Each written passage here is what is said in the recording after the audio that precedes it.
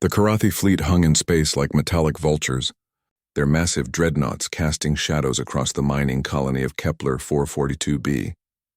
Admiral Vextar watched the human settlement through his viewport, mandibles clicking with satisfaction. Another easy conquest for the Karathi Empire. "Begin bombardment sequence," he commanded, his voice echoing through the bridge.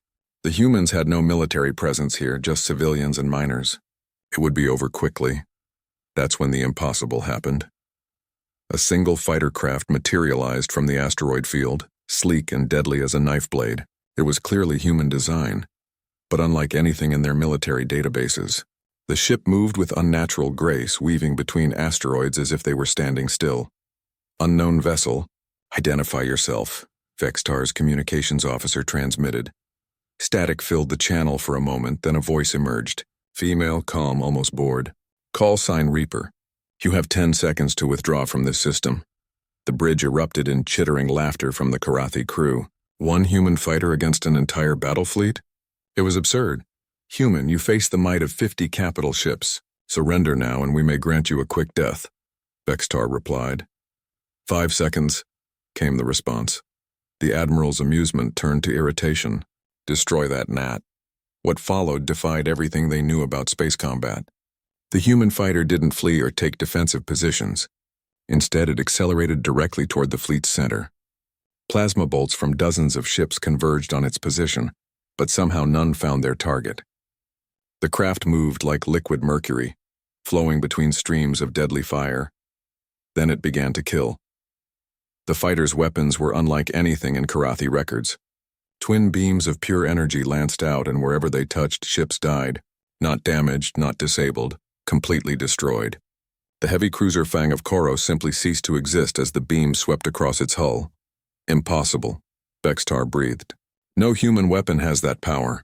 The mysterious fighter carved through his formation like a scythe through wheat. Ships that had terrorized 100 worlds were reduced to expanding clouds of debris in seconds. The pilot's voice came again, still maddeningly calm. "Admiral Vextar of the Karathi 7th Fleet, your reputation precedes you. 43 worlds burned, 15 million civilians dead. Today that ends. How did she know his name? His record?" The Karathi military databases were encrypted beyond any human capability to breach. "All ships, concentrate fire." "Bring me that pilot's head," Vextar roared, but his fleet was already dying. The human fighter moved through space as if physics meant nothing, striking with surgical precision. Each shot was perfect, each maneuver impossible. In minutes, 50 ships became 30, then 20, then 10. "Retreat. All ships hyperspace jump immediately," Vextar commanded. "Negative," came the calm voice. "No one leaves." The fighter's energy beams reached out like the arms of death itself.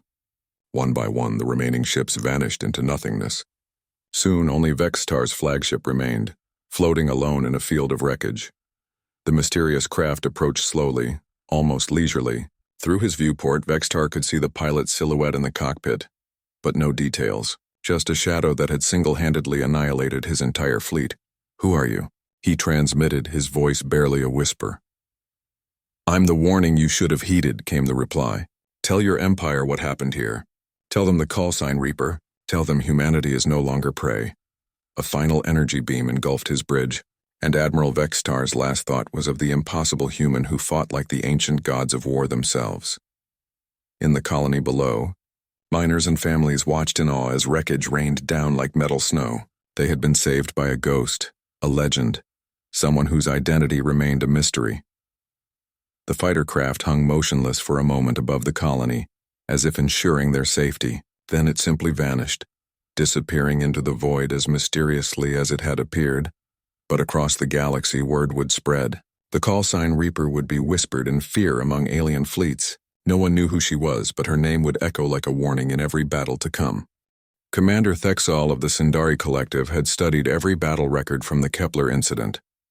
The mysterious human pilot called Reaper had become an obsession among military commanders across 3 star systems. Some claimed she was a myth, propaganda created by human intelligence. Others believed she was real but enhanced by alien technology. Thexal knew better. He had fought humans before. They were resourceful but predictable, bound by the same laws of physics as everyone else. This Reaper was simply a skilled pilot with advanced weapons. Nothing more. His plan was perfect. Instead of attacking a human colony directly, he would lay a trap. The cargo convoy moving through the Proxima system carried medical supplies to refugee camps. Surely even this ghost would not ignore such a target. Position confirmed. "Commander," his sensor operator reported. "The human convoy is approaching the asteroid field. 6 freighters, minimal escort. Excellent. Initiate jamming protocols. I want them deaf and blind when we strike." The Sindari fleet materialized from behind carefully positioned asteroids. 12 ships strong, they had the convoy surrounded completely. The human escorts were pathetic. 2 aging destroyers that belonged in a museum. "This is Commander Thexol of the Sindari Collective," he transmitted to the convoy. "Surrender your cargo and we will allow your crew to live." The response came from the lead freighter. "Negative, Sindari. These supplies are bound for civilian populations. We will not comply. Then you will die for your stubbornness." Thexol raised his hand to signal the attack when his communications officer gasped. "Commander, we're receiving a transmission on all frequencies. Identify the source. Unknown, sir." The signal appears to be coming from everywhere. Static filled the bridge speakers, then that voice emerged. The same calm, almost bored tone that had haunted military briefings for months. "Commander Thexol, still hiding behind asteroids, I see. Some habits never change." The bridge fell silent. Every eye turned to scan the sensor displays, searching for the source of the transmission. Nothing appeared on their screens. "Impossible," Thexol muttered. "Run deep scans. Find that ship." "Sir, there's nothing out there. Our sensors show only the convoy and our own fleet." The voice continued, now carrying a hint of amusement. "You're looking in the wrong place, Commander. I'm not hiding behind asteroids." A new contact appeared on sensors, but not where anyone expected. The signature materialized directly between Thexol's flagship and the convoy, as if it had been there all along, invisible. "How?" Thexol breathed. "Your trap was well planned," the mysterious pilot acknowledged. 12 ships, perfect positioning, communication jamming. You even studied my previous engagement patterns. Very thorough." The fighter craft appeared on visual displays now, the same sleek design from the Kepler reports. It hung motionless in space, seemingly unconcerned by the weapons trained on it from every direction. "There's just one problem with your strategy," the pilot continued. "What?" Thexol found himself asking despite his better judgment. "You assumed I was alone." The space around the Sindari fleet suddenly came alive with new contacts, dozens of them appearing from nowhere like ghosts materializing from the void. Each one bore human signatures, but their design was unlike anything in the databases. "This is impossible," Thexol's tactical officer reported. "Sir, they're not showing up as solid objects. It's like they're made of energy itself." The mysterious ships moved with the same impossible grace as their leader, flowing through space like schools of luminous fish. But these weren't attacking. They simply surrounded the Sindari fleet waiting. "Last chance, Commander." Reaper's voice cut through the stunned silence. "Withdraw now or face the consequences." Thexol's mandibles clicked with rage. He had not risen to command by backing down from humans. "All ships, open fire. Destroy them all." The Sindari fleet unleashed everything they had. Plasma bolts, missile swarms, particle beams. Enough firepower to obliterate a small moon. But their targets were no longer where they had been. The human ships flowed between the attacks like water, untouchable and deadly. Then they struck back. Each mysterious vessel fired a single shot. Not the devastating energy beams from the Kepler incident, but something else entirely. The projectiles moved slowly, almost gently, until they touched the Sindari ships. Then the hulls began to dissolve. "Report," Thexol shouted as alarm screamed across his bridge. "Sir, it's some kind of nanological weapon. The hull is breaking down at the molecular level. We're losing structural integrity across all decks." One by one, his ships simply fell apart. Not destroyed in violent explosions, but carefully disassembled as if by invisible hands. Crew members found themselves floating in escape pods as their vessels crumbled around them. Only Thexol's flagship remained intact, held together by some unknown force. "Consider this a lesson," Reaper's voice came one final time. "Humanity protects its own. Spread the word, Commander. The next fleet that threatens innocent lives won't be treated so gently." The mysterious human ships vanished as suddenly as they had appeared, leaving only debris and stunned survivors floating in space. The convoy continued on its way, unharmed and untouched. In his damaged command chair, Thexal stared at the empty space where an entire fleet had just been effortlessly defeated. The name Reaper would haunt his dreams, but now he knew the truth that military commanders across the galaxy were beginning to whisper. She was never alone, and humanity was far more dangerous than anyone had imagined. The Galactic War Council chamber had never hosted such a gathering. Representatives from 12 different species sat in emergency session, their usual territorial disputes forgotten in the face of a common threat. The massive circular room buzzed with nervous energy as species that had been enemies for centuries now found themselves united by fear. High Chancellor Morden of the Hegemony called the session to order, his crystalline voice cutting through the chatter. Fellow beings, we face an unprecedented crisis. The human known as Reaper has disrupted military operations across 7 sectors. Our fleets flee at the mere mention of her call sign. Ambassador Zektor of the Karathi shifted uncomfortably in his biosuit. The 7th Fleet incident was a strategic withdrawal. Admiral Vextar made errors in judgment. Admiral Vextar is dead, Mordun replied coldly, along with 50 ships and their crews. This was not a tactical error. This was a massacre. The Valdry representative, a creature of living shadow, spoke with a voice like rustling leaves. Our intelligence networks have been compromised. This Reaper knows things she should not know. Ship positions, commander names, even classified strategic plans. How is this possible? Perhaps, interjected the Nexari delegate, we are approaching this incorrectly. The humans were always isolated, technologically inferior. Something has changed. They have acquired new capabilities. Chancellor Morden activated the chamber's central display. Images flickered to life. Battle footage from multiple encounters, sensor readings, tactical analyses. All showed the same impossible results. These ships defy known physics, he continued. They appear and disappear without using hyperspace technology. Their weapons surpass anything in our databases. Most disturbing, they seem to coordinate without detectable communication signals. The room fell silent as the implications sank in. Several species had built their military doctrines around technological superiority over younger races like humanity. If those advantages had been neutralized, there is another possibility, whispered the ethereal representative, its translucent form barely visible in the dim lighting. One we have not considered. All eyes turned to the ancient being.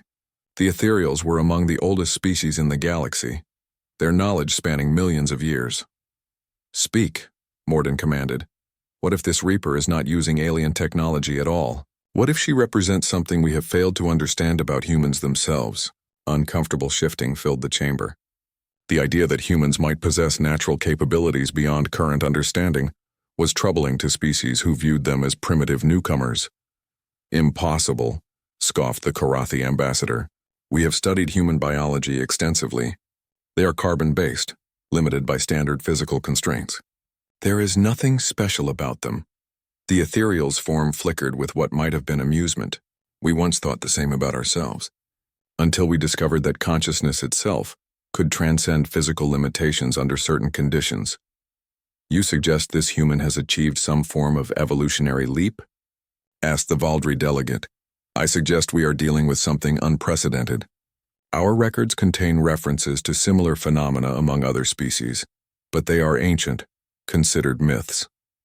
Individuals who could interface directly with technology, who could perceive space and time differently than their peers. The chamber erupted in skeptical chittering and buzzing from multiple species. Legends and superstition, declared Ambassador Zektor. We need practical solutions, not fairy tales. But Chancellor Morden studied the battle footage with new eyes. The way the human fighter moved, the perfect timing of every maneuver, the impossible accuracy of each shot. It did seem almost supernatural. What would you recommend, Ancient One? He asked the ethereal, caution. If this Reaper represents a new phase in human evolution, attempting to capture or kill her could trigger something far worse. We have seen species transform when threatened with extinction. The results are unpredictable, so we do nothing. The Nexari delegate's voice carried barely controlled panic. Allow one human to terrorize the entire galaxy? We study. We observe. We try to understand what we are dealing with before taking action that might doom us all. The debate continued for hours, but no consensus emerged. Some species demanded immediate military action. Others counseled patience. The fear in the room was palpable.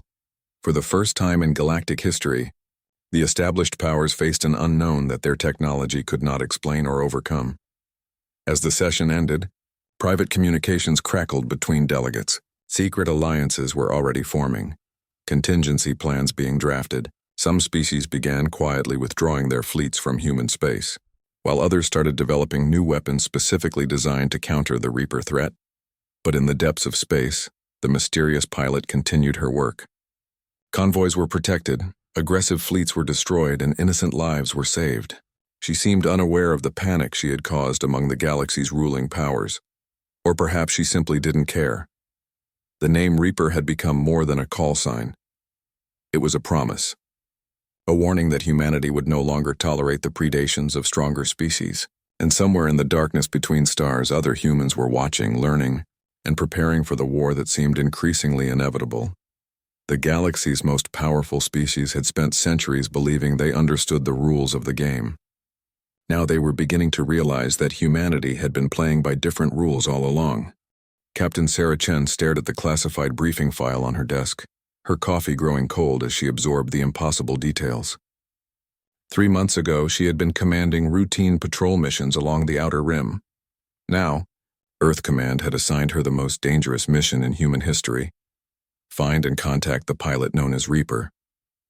The brass is scared, her intelligence officer, Lieutenant Torres, said quietly. Alien fleets are massing in 3 sectors. They're not coming for trade negotiations, Sarah nodded grimly. The reports were troubling. While Reaper's interventions had saved countless human lives, they had also painted a target on humanity's back. The major powers were forming an unprecedented alliance, united by their fear of one mysterious pilot. What do we actually know about her? Sarah asked. Torres activated the holographic display. Battle footage flickered to life, showing the same impossible maneuvers that had baffled military analysts for months. Officially, nothing. She's not in any military database, her ship design doesn't match any known specifications, and her technology is at least 50 years ahead of our current capabilities. And unofficially, Torres hesitated. There are rumors, stories that don't make it into official reports. Survivors from the convoys she's protected sometimes mention seeing her ship before the attacks began, like she was already there waiting. Sarah frowned. That doesn't make sense. How could she know where the attacks would happen? That's what we need to find out. Admiral Morrison believes she might be operating from a hidden base, possibly with access to intelligence networks we don't know about. Or what? Or she's getting her information from sources we can't imagine. The mission parameters were deliberately vague. Find Reaper, establish contact, determine her intentions and capabilities. Do not engage hostilely unless absolutely necessary. The unspoken subtext was clear. If she turned out to be a threat to humanity itself, Sarah's orders were to neutralize her. The search began in the Kepler system, site of the first recorded Reaper incident.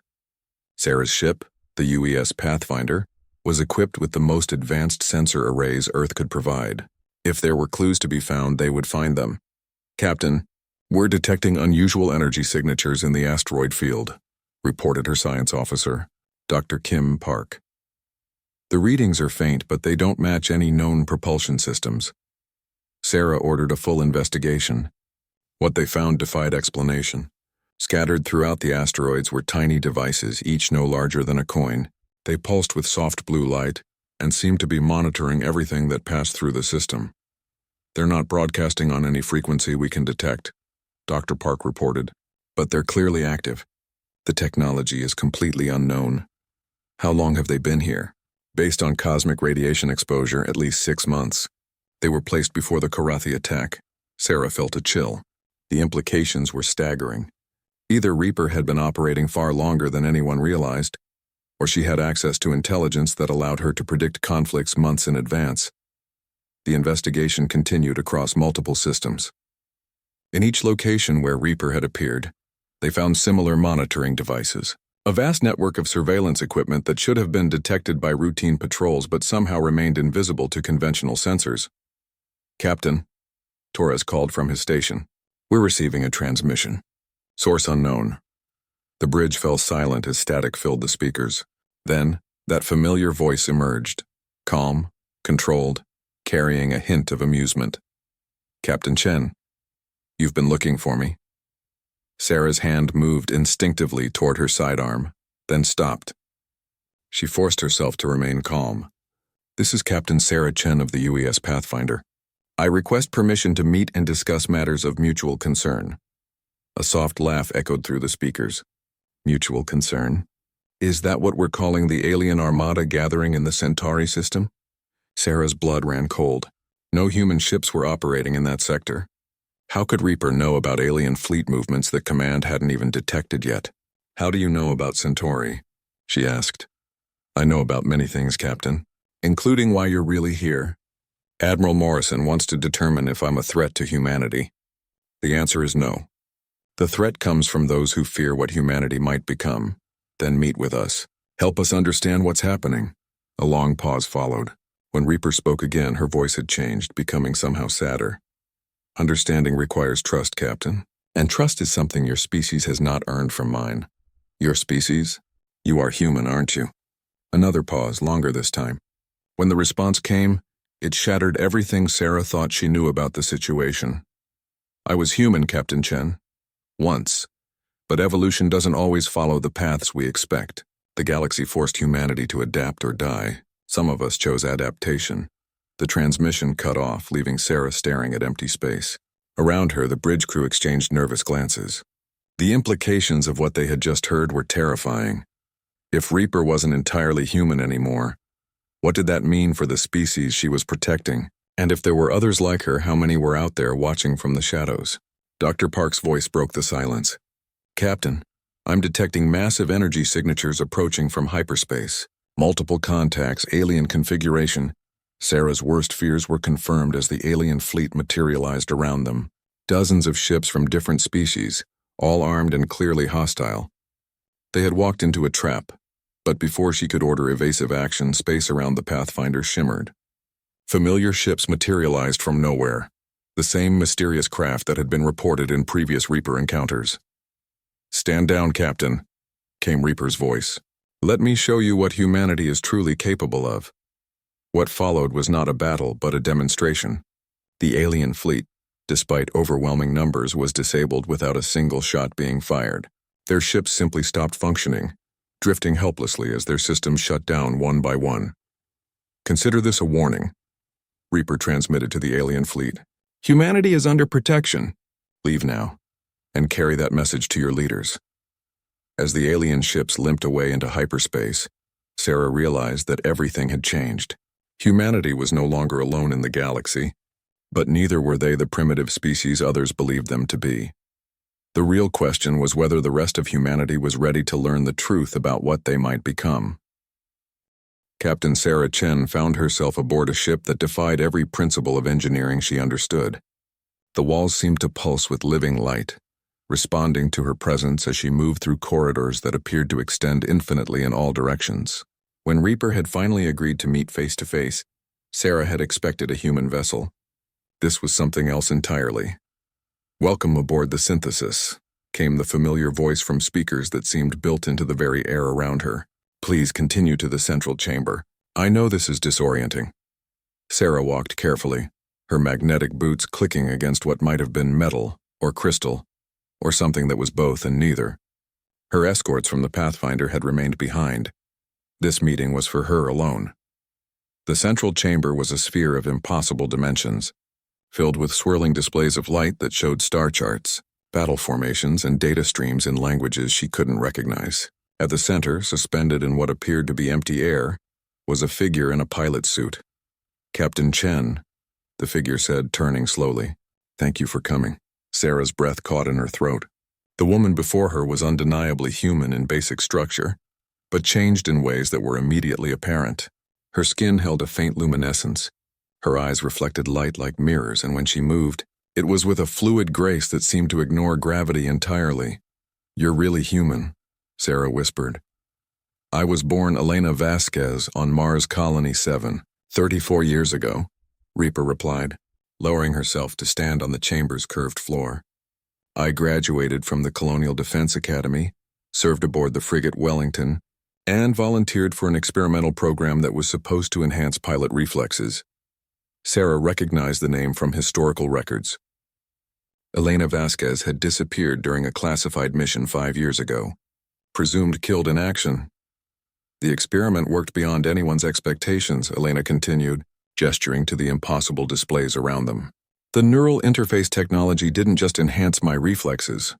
It allowed me to perceive space and time differently, to interface directly with quantum-level systems, to process information at speeds that biological minds shouldn't be capable of. But you're not alone out here. The other ships, the ones that helped you. Elena's expression grew sad. There were 12 of us in the original program. 8 survived the enhancement process. We became something new, something that exists between human consciousness and pure information. The military tried to contain us, to use us as weapons against alien threats. What happened? We left, we had to. The things we had become, the capabilities we possessed, they were too dangerous to be controlled by any government or military force. We went into deep space to understand what we had become. The displays around them shifted, showing images of first contact scenarios, alien civilizations, conflicts that spanned centuries. We discovered that humanity was not the first species to undergo this transformation, Elena explained. Throughout galactic history, when young civilizations face extinction, some individuals evolve beyond their original biological constraints. The ethereals went through something similar millions of years ago. So did the Vorth, the Kalani, and dozens of others. Sarah felt the foundations of her worldview crumbling. Why didn't you tell us? Why work in secret? Because knowledge of our existence would have accelerated the very conflicts we were trying to prevent. The galaxy's established powers fear evolutionary leaps. They have spent centuries maintaining the balance of power, based on technological and biological limitations. The emergence of transcendent humans threatens that entire structure. Elena waved her hand and the display showed current fleet positions across known space. Hundreds of ships were converging on human territory from multiple directions. They're not coming to negotiate, Elena said quietly. The Galactic Council has decided that humanity must be contained before we become a threat to galactic stability. They've seen what 8 enhanced humans can accomplish. They're terrified of what might happen if the transformation spreads to our entire species. Will it spread? It already has. The enhancement process was just one path. Humans who face extreme stress, who push beyond normal limitations, sometimes trigger spontaneous evolutionary changes. Your species is naturally adaptive, Captain. Given sufficient pressure, some individuals will transcend their original constraints. Sarah thought of the reports she had read. Stories of human pilots performing impossible maneuvers under extreme conditions, engineers solving problems that should have been beyond their capabilities, soldiers surviving situations that defied biological limits. How many others are there? We estimate several hundred scattered across human space. Most don't realize what they've become. They think they're just lucky, or skilled, or intuitive. They don't understand that they're representing the next phase of human evolution. The implications were staggering. If Elena was right, humanity was on the verge of a species-wide transformation that would fundamentally alter the balance of power in the galaxy. The alien fleets will arrive in 72 hours, Elena continued. They intend to impose a quarantine on all human worlds, to prevent what they see as a contagion from spreading. Millions of innocent people will die. Can you stop them? Elena's luminous eyes met Sarah's. We 8 can delay them, perhaps defeat their advance forces. But the galaxy has thousands of ships, billions of soldiers. Eventually, they will overwhelm us through sheer numbers. Then what do you propose? Acceleration? If humanity's going to evolve anyway, we need to guide that process before it's too late. The potential exists in many of your people already. With the right stimulus, the right motivation, they could transcend their limitations in time to defend themselves.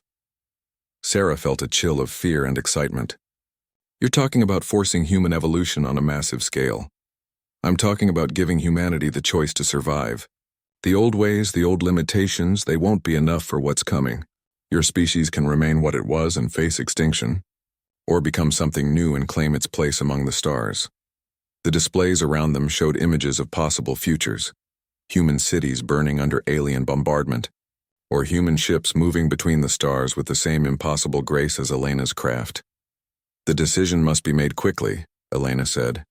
And it must be made by someone the rest of humanity trusts. Someone like you, Captain Chen. Sarah stared at the woman who had once been human, who had become something more, and who was now asking her to help transform their entire species. The weight of the choice was overwhelming. Outside, the alien fleets were already moving, bringing with them the end of humanity as it had always existed. The only question was what humanity would become in its place. Earth Command's emergency assembly had never seen such tension. Admiral Morrison paced before the massive display showing alien fleet positions throughout known space. Thousands of ships from dozens of species were converging on human territory, their intent unmistakably hostile. Captain Sarah Chen stood at the center of the chamber, still processing everything she had learned aboard Elena's impossible ship. The choice before humanity was stark: evolve or face extinction. You're asking us to trust the word of someone who isn't human anymore, General Yamamoto said, his voice tight with skepticism. How do we know this isn't some elaborate alien deception? Because I've seen what she can do, Sarah replied. Elena Vasquez and her team represent what humans can become when pushed beyond normal limits. The alien forces are real, and they're coming whether we believe it or not. Admiral Morrison studied the tactical displays. Even if we accept that these enhanced humans exist, you're proposing we fundamentally alter our entire species based on the recommendation of 8 individuals who abandoned their duty to Earth. They didn't abandon anything, Sarah said firmly. They evolved beyond the need for traditional military structures, and they've been protecting human colonies for months while we remained ignorant of the larger threat. Dr. Rachel Singh, Earth's chief scientific advisor, spoke up from her position near the quantum communication array. The theoretical framework exists for what Captain Chen describes: consciousness transfer, neural quantum interfaces, biological transcendence. We've been researching these concepts for decades. Research is one thing, Admiral Morrison replied. Mass implementation is another entirely. You're talking about exposing our entire population to experimental procedures that could kill them. Not experimental, Sarah corrected. Elena showed me the data. The enhancement process has a 97% survival rate among humans who meet certain psychological criteria, and the transformation isn't forced. It requires conscious acceptance. The chamber fell silent as the implications sank in. They were discussing voluntary evolution on a species-wide scale, triggered by technology that barely existed in their understanding. Sir, Lieutenant Torres called from his communications station. We're receiving priority transmissions from colony worlds throughout the Outer Rim. Alien advanced scouts have been detected in 14 systems. Admiral Morrison's jaw tightened. The invasion was beginning ahead of schedule. How long do we have? He asked. 48 hours before the main fleets arrive, Torres reported. Sarah stepped forward. Elena and her team are already engaging the advance forces, but they can't be everywhere at once. We need to make a decision now. The risks are enormous, Dr. Singh warned. Even with a high survival rate, we could lose millions of people during the transformation process, and we have no idea what the long-term consequences might be. The consequences of doing nothing are certain, Sarah replied. Complete subjugation or extinction. The alien coalition isn't coming to negotiate. They're coming to eliminate what they see as a threat to galactic stability. General Yamamoto pulled up tactical assessments on his personal display. Our current fleet strength is insufficient to repel a coordinated attack from multiple species. We have perhaps 300 combat-capable ships against thousands. But if even a fraction of our population undergoes the enhancement, Sarah argued, we could have capabilities that make traditional fleet combat irrelevant. Elena's ship alone disabled dozens of alien vessels without firing a shot. Admiral Morrison made the calculation that military leaders throughout history had faced: gamble everything on an unknown variable, or accept certain defeat through conventional means. Dr. Singh, can your teams prepare enhancement facilities on the major colony worlds? The infrastructure exists, she replied slowly. We've been developing neural interface technology for years. With the specifications Captain Chen brought back, we could modify existing medical facilities within hours. And volunteers? That won't be a problem, Sarah said with certainty. When people see what's coming, when they understand the choice between evolution and extinction, they'll step forward. The quantum communication array activated, and Elena's voice filled the chamber. She was already engaging alien forces in the Vega system, her words punctuated by the sounds of impossible combat. Admiral Morrison, the Sindri Advance Fleet has been neutralized, but their main force will arrive within hours. The Karathi are moving faster than expected. You need to begin the enhancement process immediately. This is Admiral Morrison. We're proceeding with your recommendations. What do you need from us? Send the specifications to every major medical facility in human space. Begin with volunteers who show natural aptitude for spatial reasoning, pilots, engineers, individuals who already push beyond normal human limitations. They'll adapt most easily.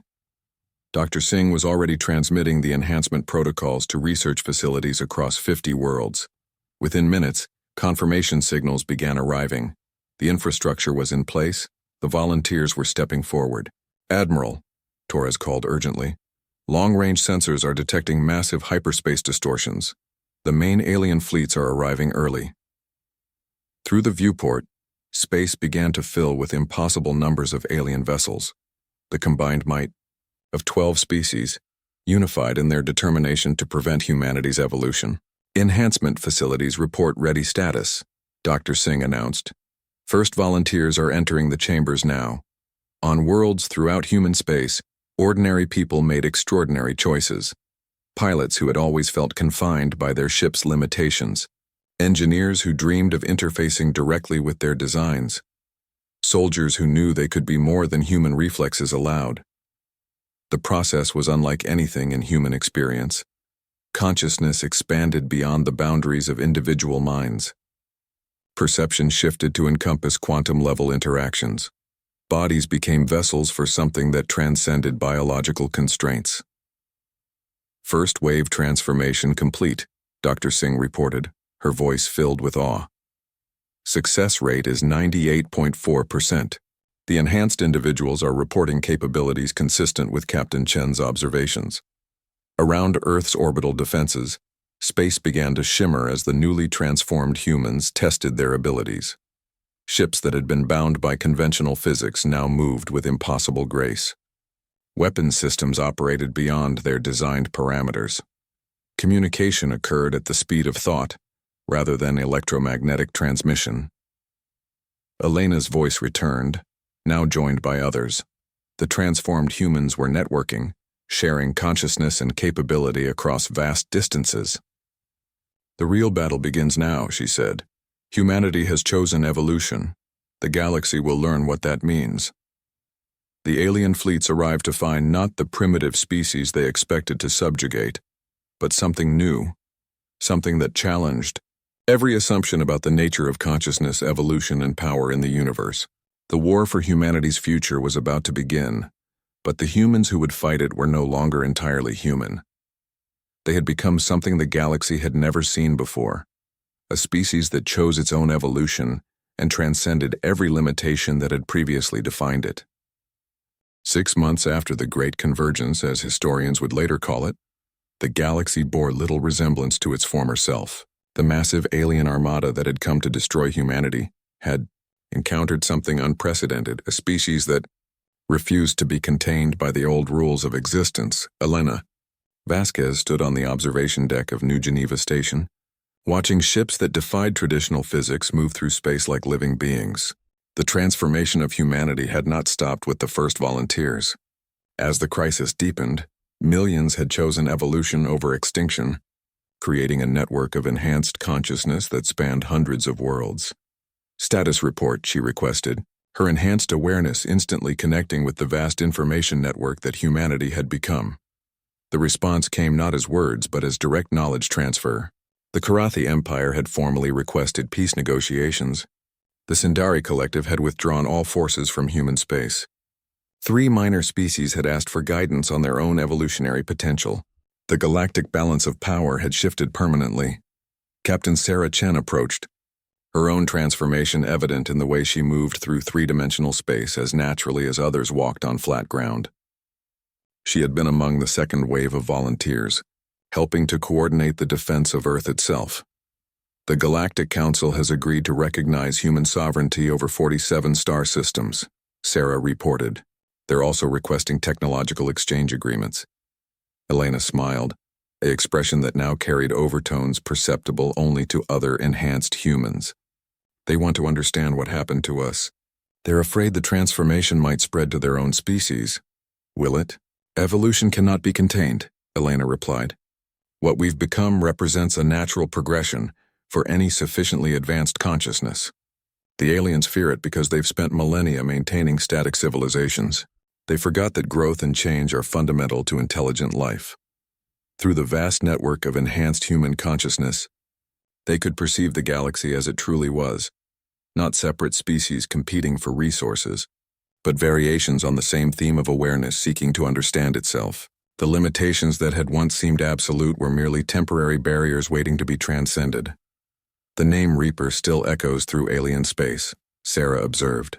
Their military commanders use it as a warning, a reminder of what happens when humanity is threatened. Good, Elena said. Let them remember. But we're not Reapers anymore, Sarah. We're gardeners, tending to the growth of consciousness throughout the galaxy. Reports flowed through their awareness from across human space. Enhanced engineers were developing technologies that seemed like magic to previous generations. Enhanced scientists were unlocking secrets of space and time that had eluded civilizations for millions of years. Enhanced explorers were discovering new dimensions of reality beyond the physical universe. But perhaps most importantly, enhanced teachers were helping ordinary humans understand that evolution was not something imposed from outside, but something that emerged from within when consciousness chose to expand beyond its perceived limitations. The Ethereals have requested a meeting, Sarah mentioned, referencing the ancient species that had first suggested humanity might be capable of transcendence. They claim we've exceeded even their expectations. Elena nodded. The Ethereals had undergone their own transformation eons ago, becoming beings of pure thought and energy. They had watched younger species struggle with the same challenges, seeing most fail to make the leap beyond biological constraints. What makes us different? Sarah asked, voicing the question that many species were now pondering. We chose, Elena replied simply. When faced with extinction, we didn't just fight to preserve what we were. We embraced what we could become. Most species cling to their original forms, seeing change as loss rather than growth. Through the network, they felt the presence of thousands of other enhanced humans, each one a node in a vast web of consciousness that spanned light years. Yet they remained individuals, choosing their own paths while contributing to the collective understanding of what it meant to be truly alive. The colonies are reporting interesting developments, Sarah noted. Some of the second and third generation enhanced are displaying capabilities we don't even understand yet. Children born after the transformation seem to exist partially outside normal spacetime. Elena had observed this as well. Evolution, once begun, did not stop at convenient boundaries. Humanity was still changing, still growing, still becoming something greater than the sum of its parts. The galaxy is going to look very different in 100 years, she mused. The galaxy is going to look very different in 10 years, Sarah corrected. Evolution is accelerating. We're not the only species beginning to question their limitations. Through their enhanced perception, they could sense the stirrings of change throughout known space. The example of humanity's transformation was inspiring other species to examine their own potential. Some would succeed, others would fail, but the era of static civilizations was ending. Message arrived through conventional channels, the old way that seemed quaint now, but remained necessary for communicating with unenhanced humans and alien species. Admiral Morrison was requesting Elena's presence at a ceremony on Earth. They want to honor the original 8, Sarah explained. Official recognition for saving humanity. Elena considered the request. The woman who had volunteered for an experimental program 5 years ago would have been gratified by such recognition. The being she had become understood that individual achievement was meaningless compared to species-wide transformation. Tell them I'll attend, she decided. Not for the honor, but to remind people that evolution is not a destination. It's a journey that never ends. As she prepared to depart for Earth, Elena reflected on the journey that had brought them to this point. She had begun as a single pilot trying to protect human colonies from alien aggression. She had become something that defied categorization, part of a collective consciousness that spanned the galaxy. But the call sign Reaper would always echo through space, not as a harbinger of death, but as a reminder that sometimes to save what you love, you must be willing to become something entirely new. The galaxy would never again underestimate the species that had chosen evolution over extinction, growth over stagnation, and transcendence over the comfortable limitations of their origins. Humanity had claimed its place among the stars not through conquest, but through the courage to become more than what they had been. And in the vast network of enhanced consciousness that now spanned dozens of worlds, Elena Vasquez smiled as she felt the next wave of transformation beginning. The future, whatever it might bring, belonged to those brave enough to embrace change. The echo of her warning had become a promise of infinite possibility,